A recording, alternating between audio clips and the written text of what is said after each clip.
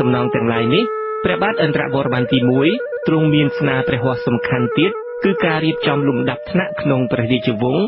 និងព្រះរាជបរិពារជាន់ខ្ពស់ដែលស្ថិតក្នុងប្រព័ន្ធអ្នកដឹកនាំជាតិដែលគេឃើញព្រះរាជាខាងក្រោយព្រះអង្គទ្រង់បានអនុវត្តបន្តគ្នាអស់ពេលជាច្រើនសតវត្សរ៍ក្នុងរជ្ជកាលរបស់ព្រះអង្គទឹកដីប្រទេសខ្មែរមានវិសាលភាពធំទូលាយហើយទំនងជាមានសុខសន្តិភាពបរិបូរណ៍ណាស់ចំពោះនយោបាយក្រៅប្រទេសវិញព្រះអង្គបានរឹតចំណងការទូតជាមួយប្រទេសចិនប្រទេសចម្ប៉ានិងកោះជ្វាព្រះបាទឥន្ទ្រវរ្ម័នទី1ទ្រង់សោយទីវង្គតនៅឆ្នាំ889នៃគ្រិស្តសករាជដោយបានទទួលព្រះមរណនាមថាព្រះឥសរៈលោកព្រះបាទយក្សសម័យអង្គរជាសម័យដ៏រុងរឿងបំផុតនៃប្រវត្តិសាស្ត្រខ្មែរ